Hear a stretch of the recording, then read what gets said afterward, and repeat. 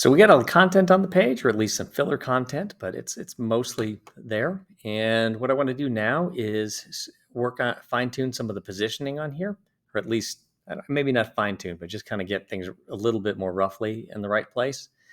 And I could write, like for example, here I want my icon, my logo, and my site name next to each other, and I would like this content centered. I'd like my mission statement centered.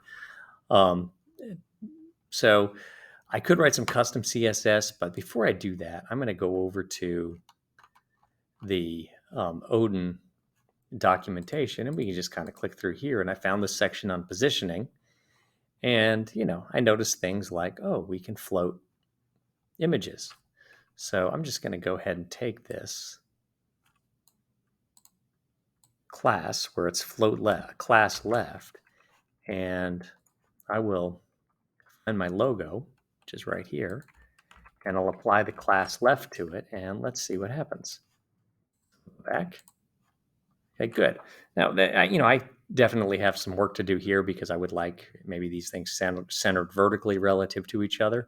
But that's something I can work on later. I also want to center each of these images right here. So we'll go to the images and let's see. So here's our innovate collab, or here's our image. Here's the three images.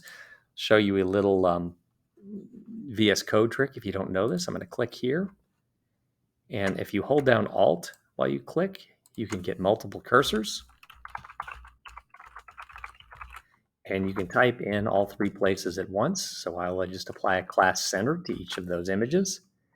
And then let's see what we got. Okay. We also have, right, we go down to the text alignment, and there is a text left, text right, and a text center.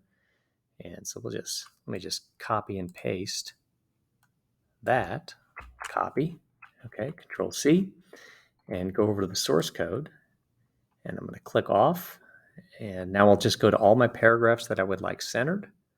So there's one, and I'll hold down Alt, and I will click this paragraph. I want to center that heading.